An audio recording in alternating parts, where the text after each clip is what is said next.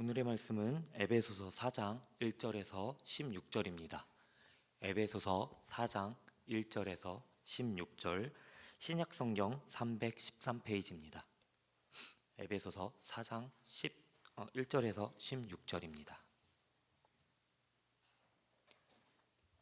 다 찾으신 줄 알고 교독하도록 하겠습니다. 그러므로 주 안에서 갇힌 내가 너희를 권하노니 너희가 부르심을 받은 일에 합당하게 행하여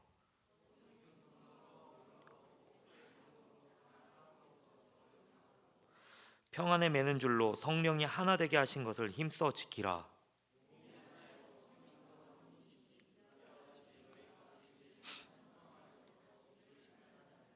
주도 한 분이시요 믿음도 하나요 세례도 하나요.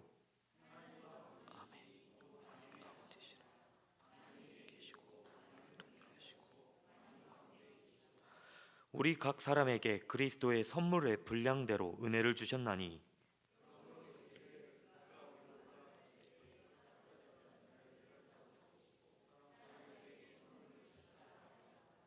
올라가셨다 하였은즉 땅 아래 낮은 곳으로 내리셨던 것이 아니면 무엇이냐.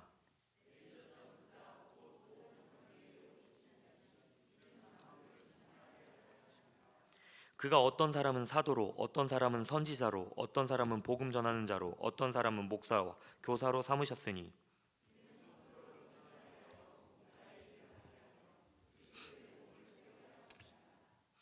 우리가 다 하나님의 이들을 믿는 것과 아는 일에 하나가 되어 온전한 사람을 이루어 그리스도의 장성한 분량이 충만한 데까지 이르리니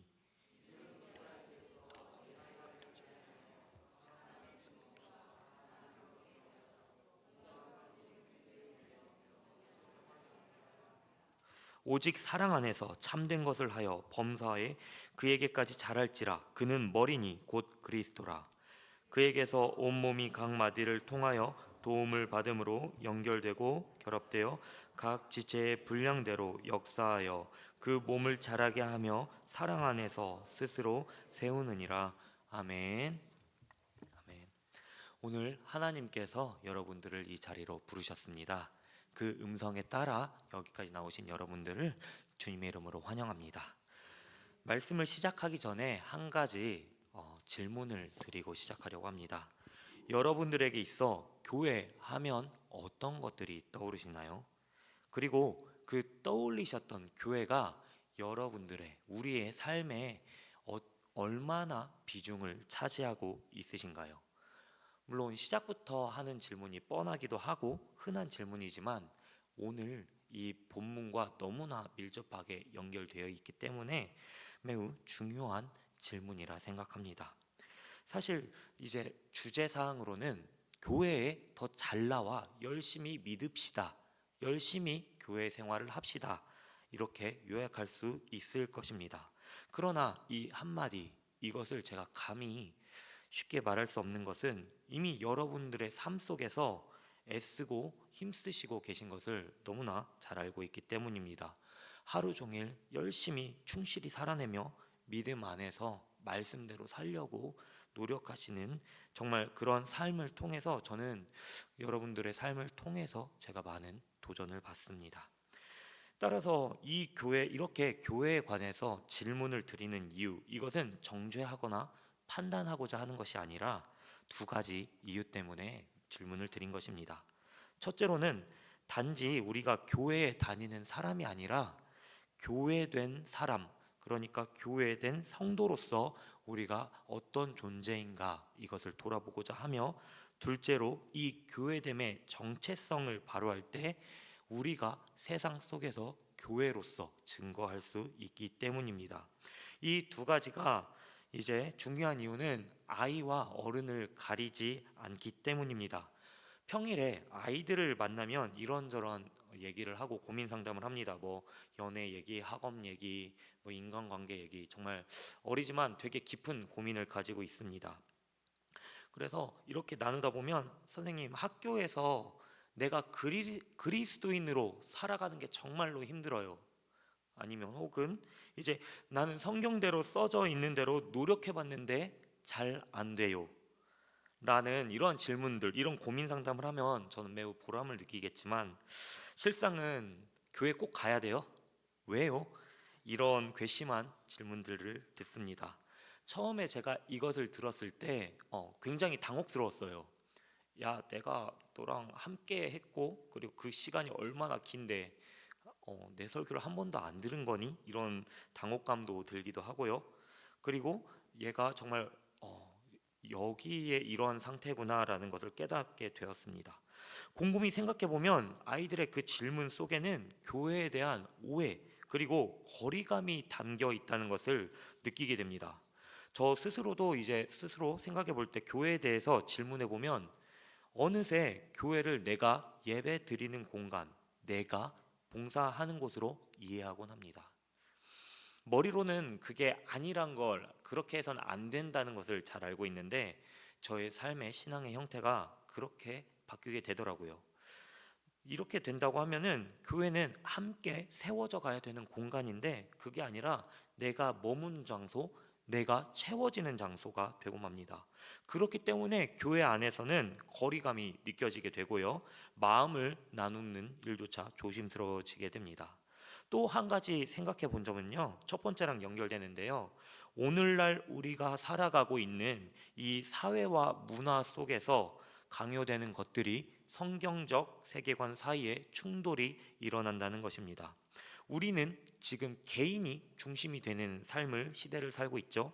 내 선택이 옳고 내 자유, 내 권리 이것이 중시되고 있습니다.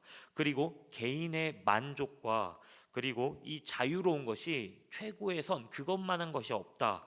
이렇게 여기는 분위기 속에서 살고 있습니다.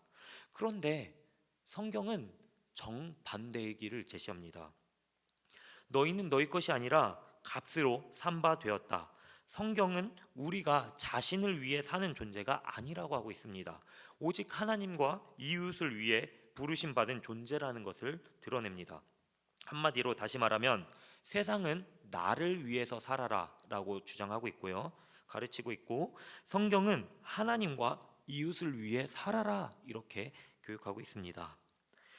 이런 문제는 성경과 이러한 성경적 세계관과 세상이 주는 교육에서 충돌이 일어났을 때 이것이 아무렇게 느껴지지 않는 그 갈등이 없는 무뎌진 상태가 된다고 하면 익숙해진다고 하면 우리는 모르는 사이에 우리의 신앙생활조차 개인적인 만족과 선택에 그러니까 종교적 영역으로만 이해하게 되는 것입니다. 그러나 오늘 에베소서 4장은 분명히 이렇게 말합니다. 우리는 함께 부르심을 받았습니다. 아멘. 교회는 각자 따로 존재하는 개인의 모임이 아니라고 하는 것입니다. 한 성령 안에서 한 소망 가운데 한 주님을 향해 한 부름을 받은 한 몸이라고 오늘 본문이 분명하게 말하고 있습니다.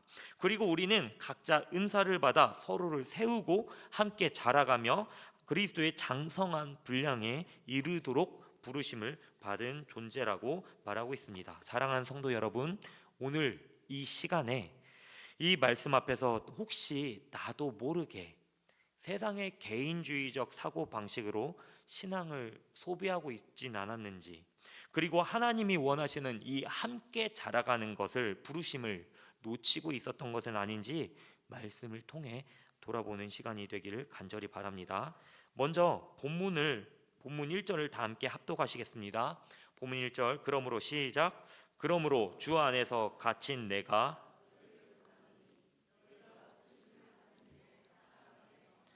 본문에서 바울은 그러므로라는 단어로 시작하고 있습니다. 이 단어는 이 앞에 있는 문장을 이어가면서 자신의 주장을 강화하는 바울의 수사학적 화법입니다. 이제 이것을 예를 들어 보면 여자친구가 저에게 이제 학교에 다닐 때 저에게 이렇게 말합니다. 오빠 오늘 날씨 좋지 않아? 이렇게 물어보면 이제 제가 그러네 날씨가 좋네 하고 모르는 체 하고 가만히 있습니다. 그럼 이제 여자친구가 한 번 더 이야기를 꺼냅니다. 우리 시험 끝나서 이제 안 바쁘잖아 이야기하면 이 뒤에 나올 말을 저는 예상합니다. 우리 카페 가자 혹은 데이트하자 산책하지 않을래? 라는 이야기가 나올 것입니다. 원래는 제가 해야 되는 말인데 전 도서관을 좋아해가지고 보통 여자친구가 먼저 말합니다. 제가 이렇게 드리고 싶은 말은 앞에 있었던 이야기를 서술하고 뒤에 핵심 내용을 이제 서술하는 것이 오늘 본문의 내용입니다. 앞에서는 날씨도 좋고 시험 끝난 이야기 카페 가자는 것은 다 따로따로 봤을 땐 별개의 이야기지만 다른 의도를 가진 것처럼 보여도 사실 하나의 의도를 가진 것이죠. 바울도 이렇게 4장의 1절의 말씀을 그러므로라고 해가지고 1장부터 3장의 은혜를 정리합니다. 그리고 성도가 하나님의 은혜, 구원을 받은 존재로서 어떻게 살아가야 하는지 이끌어내는 것입니다. 이 말이 진행되고 나서야 4장과 연결됩니다. 그러므로 그렇기 때문에 에베소 교인들아, 너희는 구원을 받은 백성으로 이렇게 살아가라 말하는 것이죠. 이것이 오늘의 본문이 됩니다. 1절을 다시 보시면 이후 주 안에서 갇힌 나 이렇게 등장하는데요. 이 바울의 고백은 3장 1절에도 동일한 구조를 띠고 있습니다. 그런다. 이 구조는 조금 다릅니다. 3장에서는 감옥에 갇힌 이유, 내가 감옥에 갇혀 있지만 이렇게 말하고 있지만 4장 1절에서는 내가 그리스도에게 속했기 때문에 그리스도 안에 뗄래야 뗄 수 없는 하나의 존재가 되었다는 것을 표현하고 있는 것입니다. 다시 말해서 그리스도와 바울은 별개의 구분을 짓는 것이 아닌 완전한 하나의 객체로 보는 것입니다. 그렇다면 바울은 하나님과 연합하여 자신을 그리스도로 여기는 것일까요? 그것은 아닙니다. 그렇기 때문에 바울은 그리스도 안에서라는 단어를 사용함으로써 연합의 주체가 누구인지, 머리가 누구인지 이렇게 분명하게 드러내고 있습니다. 그리고 연합하게 된 바울, 그리스도와 하나 된 바울이 권하는 것은 너희가 부르심을 받은 일에 합당하게 행하라 라는 것을 말하고 있습니다. 이 행하라는 하나님의 부르심과 연결되는데 개인의 경건 생활과 조금 다릅니다. 개인의 경건 생활만을 의미하는 것이 아니죠. 이것은 2절과 3절에 분명하게 알 수 있습니다. 2절과 3절 합독하시겠습니다. 시작. 모든 겸손과 온유로 하고 오래 참음으로 사랑 가운데서 서로 용납하고 평안에 매는 줄로 성령이 하나 되게 하신 것을 힘써. 성령은 우리에게 합당하게 행해야 한다 말하면서 겸손과 온유, 오래 참음, 그리고 인내, 이런 상호 용납, 사랑 이런 것을 강조하고 있는 것을 볼 수 있습니다. 그런데 사실 사람이 혼자 살아간다고 하면 우리가 겸손해야 될 필요가 없습니다. 오래 참을 필요도 없죠. 그리고 용납할 필요도 없고 사랑할 필요가 없습니다. 혼자 살면 이렇게 살아갈 필요가 없는데 왜 사도 바울은 이렇게 말한 것일까요? 우리가 공동체이기 때문입니다. 교회 공동체 안에 있을 때 우리는 끊임없이 나를 돌아봐야 됩니다. 그리고 상대를 기다려줘야 되고요, 같이 걸어가야 하는 것입니다. 여러분, 성경은 부르심을 받은 일에 합당한 것을 혼자서 할 수 없는 것을 제시하고 있습니다. 너희는 이렇게 살아가라 말하고 있는데 너희가 살아가야 될 이유가 그것이 너 혼자만의 것이 아니라 너희가 같이 행해야 된다고 이것을 말하고 있는 것입니다. 이게 왜 그럴까요? 이것은 우리가 연합한 그리스도가 나타내신 속성이기 때문입니다. 출애굽기 34장 6절에 보면 하나님께서 모세에게 자신을 이렇게 드러내시는 표현이 나옵니다. 제가 읽겠습니다. 여호와께서 그의 앞으로 지나시며 선포하시되 여호와라 여호와라 자비롭고 은혜롭고 노하기를 더디하고 인자와 진실이 많은 하나님이라. 아멘. 또 갈라디아서 5장 22에서 23절에는 성령의 9가지 열매가 나오죠. 사랑과 희락과 화평과 오래 참음과 자비와 양성과 충성과 온유와 절제입니다. 이 모든 것들이 지금 나타나는 것들을 보면 개인의 경건이 아닌 공동체의 연합의 경건과 관련이 있는 것을 볼 수 있습니다. 그렇기에 하나님께서는 공동체 안에서 당신의 성품을 반영하게 하셨습니다. 성령의 열매도 마찬가지죠. 혼자만 경건한 생활을 하는 것이 아니야. 함께 자라가는 사람이 되기 위해서 이 성령의 열매가 필요한 것이다 라고 말하고 있는 것입니다. 이어서 바울은 하나됨의 이유를 4절에서 6절에 설명하고 있습니다. 다 함께 4절, 5절, 6절 읽겠습니다. 시작. 몸이 하나요 성령도 한 분이시니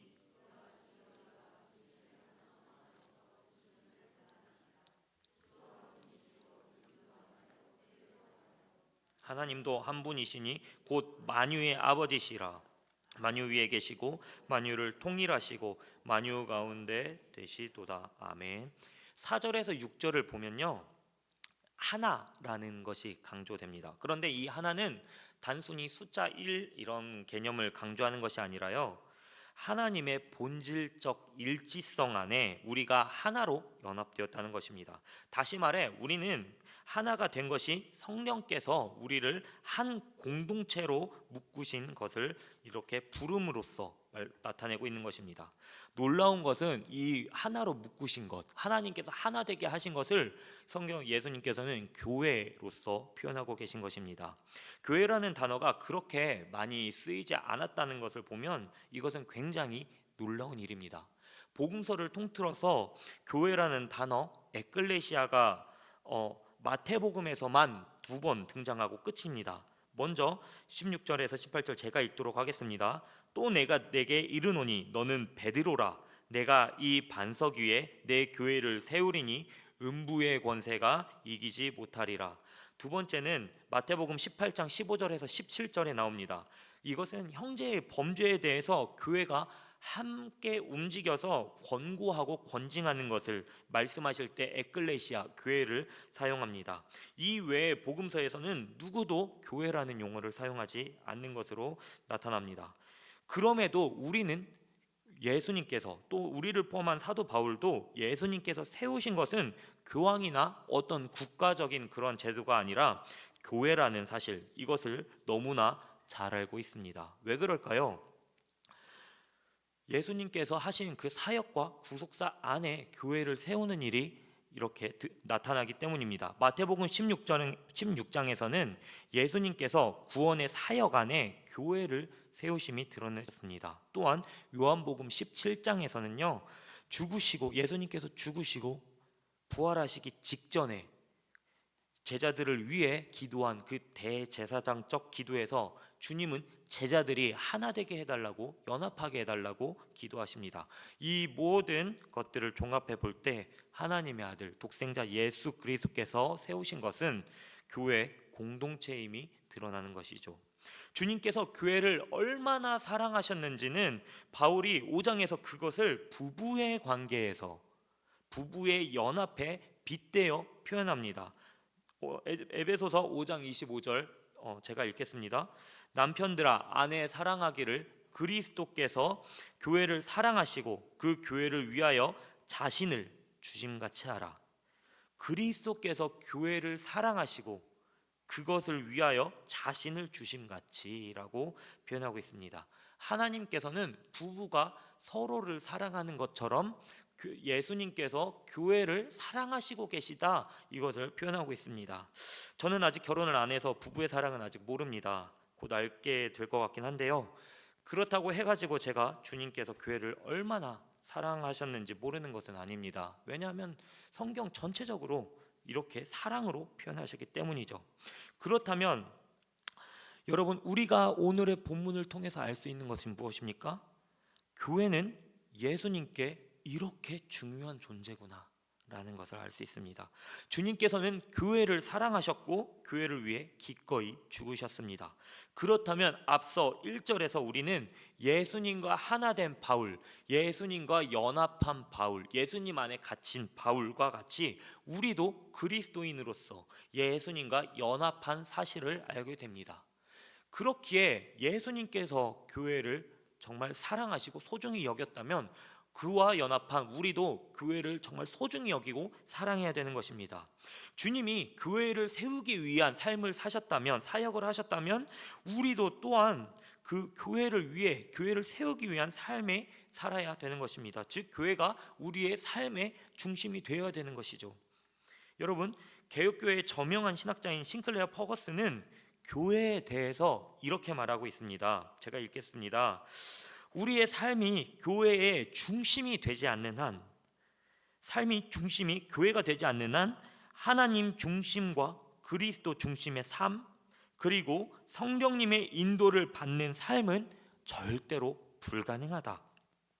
내가 로빈슨 크루소처럼 무인도에 고립되지 않는 하는 말이다. 또 설령 그런 일이 일어나도 나는 나를 위해 기도하는 고국의 교회를 의지할 것이다 라고 교회의 중요성을 강조하고 있습니다. 사랑하는 여러분, 오늘 말씀은 우리에게 이런 질문을 합니다. 그리스도와 연합한 당신은 어느 정도로 교회 중심으로 살아가고 계신가요? 당신은 교회를 내 것으로 생각하시나요? 아니면 그리스도의 것으로 생각하십니까?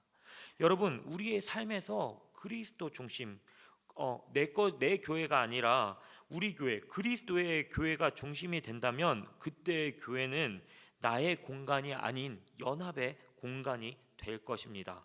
이와 같은 은혜가 저와 우리 모두에게 있기를 소망합니다. 그렇다면 그리스도와 이렇게 연합한 하나 된 교회 중심의 삶은 대체 어떻게 살아가는 것일까요?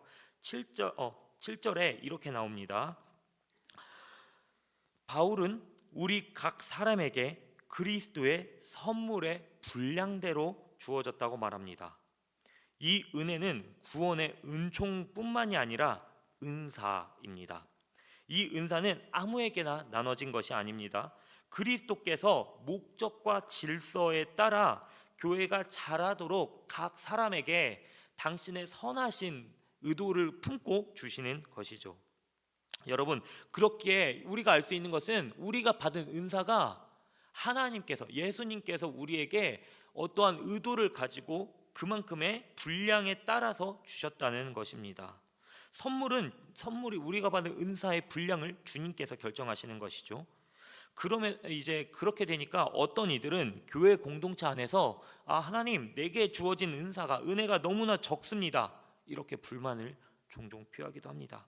주님, 더 큰 은혜를 주신다면 제가 더 열심히 하겠습니다, 이렇게 기도하긴 하죠. 주님, 제가 더 많은 은사를 감당할 테니까 주세요, 제가 더 베풀겠습니다, 기도합니다. 사실은 제가 그랬습니다. 주님, 제가 언제까지 이런 상태로 이렇게 말씀을 전하겠습니까? 나에게 은사를 더 주세요, 은혜를 더 주세요. 엘리사가 갑절을 구했는데 저는 그보다 100배는 더 주셔야 될 것 같습니다. 은혜를 허락해 주세요 라고 기도의 유혹에 넘어가기도 했고요. 그리고 물질적으로 풍족한 그러한 사람을 부러워하기도 하고, 그런 신학생들을 부러워하기도 하고, 노래 잘 부르는 지체의 그런 것들을 부러워하기도 했습니다. 그들의 은사를 내게도 주소서 기도한 적이 있죠. 지금 생각하면 참 부끄러운 기도의 제목입니다. 기도의 내용은 그렇다 하더라도 그 기도하는 그 마음의 중심에는 이제 교회를 세우는 것이 아닌 나를 세우는 내 개인의 중심이 있었기 때문입니다. 주님 보시기에 너무나 철없었을 이 제 이야기를 하는 이유는, 여러분, 은사가 적다고 해서, 내가 받은 은혜가 적다고 해서 이러한 유혹에 흔들릴 필요가 없다는 말씀을 드리고 싶기 때문입니다. 은혜는 그리스도께 나옵니다. 그 목적은 한 공동체가, 한 교회가 성장하게 하기 위함에 있다는 것입니다. 우리가 받은 형편과 그 은사에 따라서, 다시 말해 바울이 말하는 은혜는 분명 주님께서 이렇게 많고 적음의 분량대로 주신 것이 맞습니다. 그러나 7절에서 12절까지 잘 살펴본다면 바울은 우리가 받은 거, 우리가 은사를 받았다는 것을 강조하지 않습니다. 우리에게 주어진 은사가 무엇인지, 우리에게 내가 받은 그것이 얼마나 큰지, 그것을 나타내는 것이 아니라 그리스도께서 주셨다, 그리스도께서 사랑으로 주셨다라는 것을 계속해서 반복해서 강조하고 있습니다. 아울러 그와 연합한 우리가 사랑이 넘친다면 교회 안에서 우리가 얼마나 은혜를 받았는가, 이 베풀었는가, 여기에 초점을 맞추는 것이 아닙니다. 그가 우리에게 베푸셨다는 사실이 중요해지는 줄 믿으시길 바랍니다. 마태복음 20장 1절에서 6절을 보면요, 16절을 보면요, 포도밭 일꾼 이야기가 나옵니다. 이제 포도밭 주인이 있습니다. 농장 주인이 이제 포도밭을 가꾸기 위해서 일꾼들을 불러 모읍니다. 새벽에, 아침에 열심히 일하는 이제 일꾼과 계약을 하죠. 품삯을 주기로 계약을 하고 점심에 가서 또 한 일꾼을 불러옵니다. 그리고 하루가 일과가 끝날 때쯤에서 한 일꾼을 더 불러서 포도원 경작을 시키죠. 그리고 끝나서 정산의 때가 왔습니다. 그런데 처음 아침 일찍 일한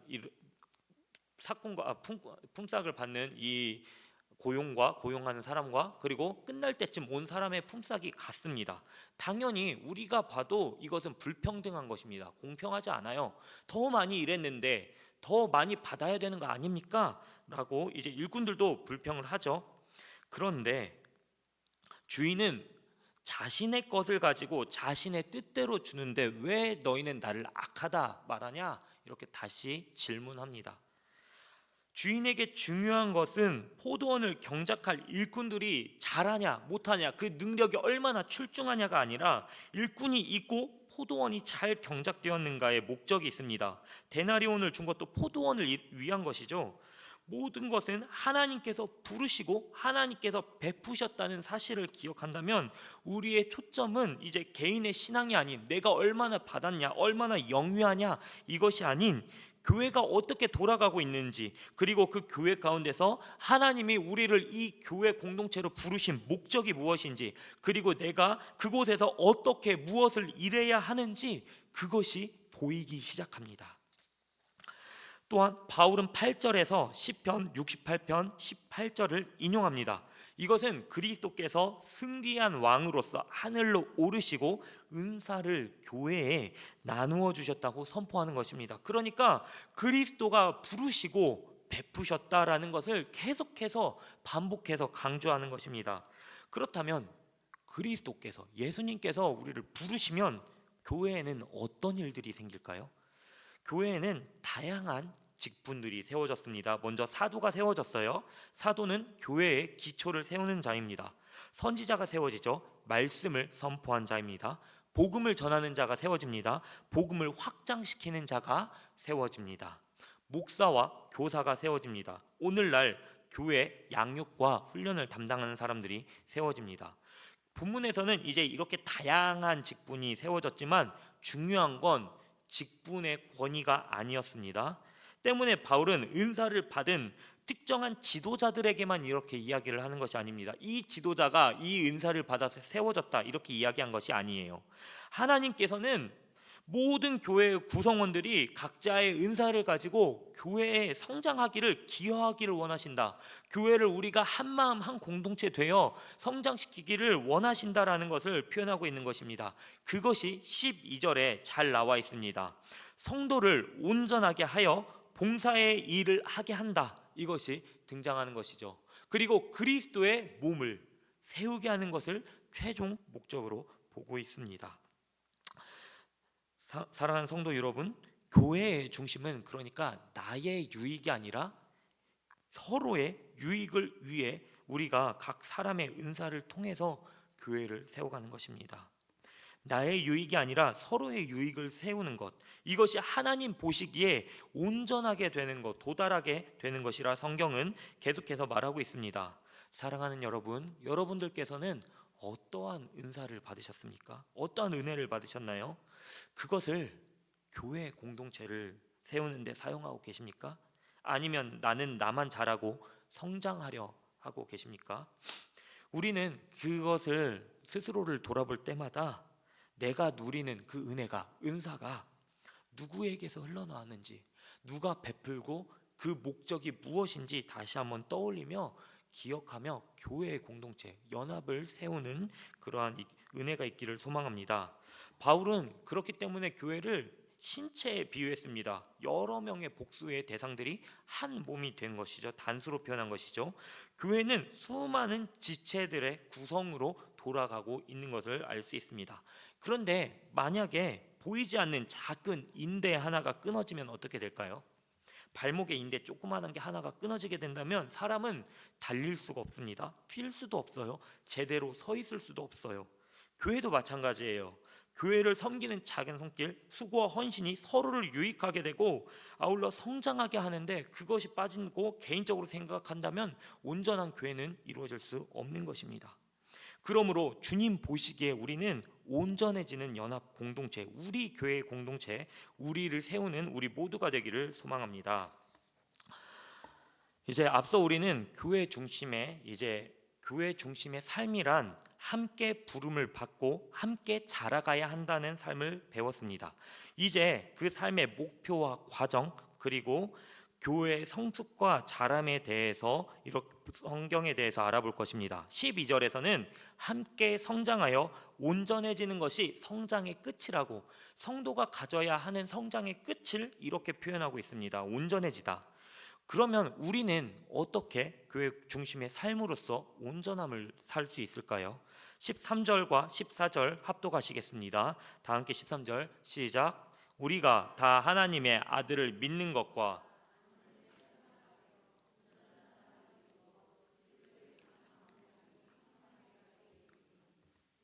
우리가 이제부터 어린아이가 되지 아니하여 사람의 속임수와 간사한 유혹에 빠져 교훈의 풍조에 밀려 요동하지 않게 하려 함이라. 아멘. 바울은 13절에서 교회의 성장 목표를 분명하게 밝힙니다. 하나님의 아들을 믿는 것, 그리고 그 아는 일에 하나가 되어 온전한 사람을 이루어 그리스도의 장성한 분량에 이른다. 여기서 방금 말한 것처럼 온전한 사람은 한 개인이 아닙니다. 개인의 성장이 끝까지 성장하는 것이 아니라 교회 전체를 하나의 인격체로 비유한 표현입니다. 그리고 이 교회의 인격체가 14절에서는 경고를 합니다. 이제는 우리가 어린아이가 아니다. 사람의 꾀어 간사한 유혹에 빠져서 흔들리면 안 된다라고 표현하고 있습니다. 즉 사도 바울은 우리 하나된 우리 교회 공동체가 어린아이와 같은 신앙에서 벗어나야 한다, 이렇게 이야기하고 있습니다. 여기에서 말하는 어린아이는 믿음의 순수함을 이야기하는 그런 것이 아닙니다. 오히려 성숙하지 못해 흔들리고 판단이 미숙한 상태를 말합니다. 어린아이는요, 사도 바울이 표현한 이 어린아이는요, 하나님의 아들을 제대로 믿지 않고요, 자신이 아는 것과 믿는 것을 구분짓습니다. 그리고 성장하지 않아요. 그리스도의 장성한 분량에 이르지 못합니다. 또한 사람의 간사한 유혹과 속임수에 빠져 세상의 풍조에 이리저리 흔들립니다. 이러한 어린아이와 같은 신앙은 초대교회만 있는 것이 아니었습니다. 오늘날 우리에게도 분명하게 일어나고 있는 것이 사실입니다. 우리가 살아가는 세상은 포스트 모더니즘과 종교다원주의, 그리고 이기주의와 같은 만모니즘과 같은 신앙이 세상에 널리 퍼져 있습니다. 세상은 우리에게 이렇게 말합니다. 너 자신이 주인이야. 네 목소리를 더 높여. 너는 교회에서도 손해를 보면 안 돼.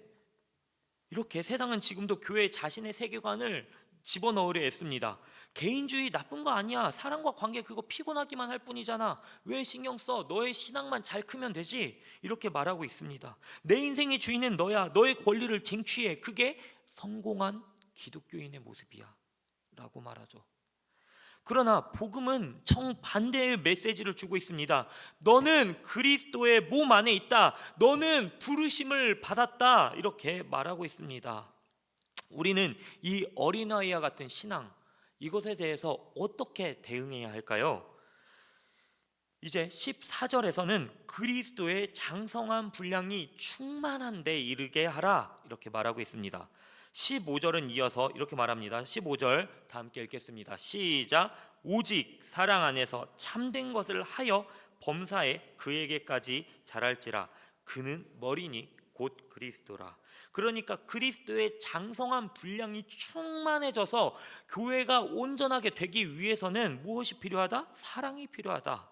사랑 안에서 참된 것을 행할 때 그게 자란다고 표현하고 있는 것입니다. 여러분, 사랑 안에서 참된 것을 하라는 이 표현은 어떤 것일까요? 이제 이것에 대해서 신학자들이 어떻게 해석할지 분분한 의견들이 있습니다. 저는 그 중에서 참된 진리대로 살아가는 것, 그것이 이렇게 해석하는 것으로 보고 있습니다. 어린아이에서 장성한 신앙에 대하여 사도 바울은 이제 고린도전서 13장 4절과 11절을 서술하고 있기 때문이에요. 제가 그것을 읽겠습니다. 4절 읽겠습니다. 사랑은 오래 참고, 사랑은 온유하며 시기하지 아니하며, 사랑은 자랑하지 아니하며 교만하지 아니하며 무례히 행하지 아니하며 자기의 유익을 구하지 아니하며 성내지 아니하며 악한 것을 생각하지 아니하며 6절 불의를 기뻐하지 아니하며 진리와 함께 기뻐하고 모든 것을 참으며 모든 것을 믿으며 모든 것을 바라며 모든 것을 견디느니라. 사랑이 공동체의 연합을 온전하게 한다, 그리고 이룬다고 이야기하고 있기 때문입니다. 또 11절에는 사도 바울이 자신의 반대되는 삶을 말합니다. 내가 어렸을 때는 어린아이와 같았다, 깨닫지 못했다. 그런데 이제는 어린아이와 같다가 이제 성장한 뒤로는 어린아이의 일을 버렸다, 이렇게 이야기합니다. 여러분, 사도 바울이 여기에서 내가 철이 들었다 이것을 이야기하는 걸까요? 아닙니다. 그리스도 안에 연합하다 보니까 교회가 성장하는 것은 이제 사랑으로서 우리가 매는 줄로 이렇게 그리스도와 연합하고 사랑으로서 함께 공동체가 성장해 가는 것이 바로 온전해진다, 하나님 보시기에 완전해진다라고 말을 하고 있는 것입니다. 그것을 어떻게 이룰까요? 16절에 그 비결이 나옵니다. 16절 다 함께 읽겠습니다. 시작. 그에게서 온 몸이 각 마디를 통하여 도움을 받음으로 연결되고 결합되어 각 지체의 분량대로 역사하여 그 몸을 자라게 하며 사랑 안에서 스스로 세우느니라. 이제 어린아이에서 장성한 신체를 지닌 그 특징이 16절에 나옵니다. 먼저 그리스도가 머리가 되시죠. 그리스도가 삶의 중심이 되십니다. 그리고 그 장성한 사람은요, 연결됩니다. 서로 연결되고 그리고 서로 결합됩니다. 이것은 사랑으로 연결됩니다. 그리고 사랑으로 결합됩니다. 그리고 사랑 안에서 돕고 스스로 세워집니다. 이것은 개인의 성장을 이렇게 도모하는 사람들의 그러한 것을 뛰어넘습니다. 이것은 어떤 한 전체주의나 집단주의, 민족주의 리더십에 의한 성장이 아니에요. 교회는 어떤 특별한 카리스마적 리더들이 일어나서 교회를 세우고 지시하고 통제해서 성장하는 것이 아니라 몸이 스스로 성장하고 사랑 안에서 자라가는 것, 그것을 낳는 것을 성장하다라고 표현하고 있습니다. 오히려 주님께서는 머리 되셔서 교회 구성원에 모두가 성장할 수 있도록 은사를 주셨고요, 매일 은혜를 베푸십니다. 그리고 모든 지체가 역할을 감당하면 그것이야말로 그리스도의 몸이 건강하게 자라고 있다고 우리가 여길 수 있는 것이죠. 각 몸의 지체가 그리스도의 영향을 받는 것, 이는 그리스도께 받은 은혜로 다른 지체들을 섬기게 된다는 이러한 역동적인 교회 이미지입니다. 16절에 등장하는 연결되고 결합된다는 것, 이것은 하나님께서 건축물을 연결시키고 하나의 공동체적 믿음을 고백하는 신앙 고백의 그러한 것을 명확하게 얘기하고 있습니다. 그렇게 여러분, 우리는 스스로에게 질문하길 원합니다. 지금 나는 누군가를 자라게 하고 있는가? 이 교회 공동체 안에서 누군가를 성장시키게 하고 있는가? 내 은혜는 나에게 멈추어 있는 게 아니라 흘러가게 하고 있는가? 오늘 말씀을 붙들고 살아갈 때 우리 모두가 서로가 서로를 자라게 하는데 쓰임받는 그런 믿음의 역사가 일어나기를 소망합니다. 이제 말씀을 마치며 우리 마음에 이 메시지를 새기길 원합니다. 사랑하는 성도 여러분, 우리는 함께 부름받은 사람들입니다. 그리고 각자의 길을 걷기 위해서 모인 것이 아니라 하나님의 부르심 안에 한 몸으로 자라고 서로를 세우기 위해 모인 존재임을 기억하시길 바랍니다. 그래서 오늘 말씀을 통해 우리가 다시 마음에 새겨야 하는 말씀은 이것입니다. 교회는 혼자 가는 것이 아니라 함께 자라가는 공동체이다라는 것을 기억하시면서 우리가 함께 세워가는 이 교회가 주님 보시기에 더욱 건강하고 아름답게 자라가기를 소망합니다. 이 시간 찬송할 텐데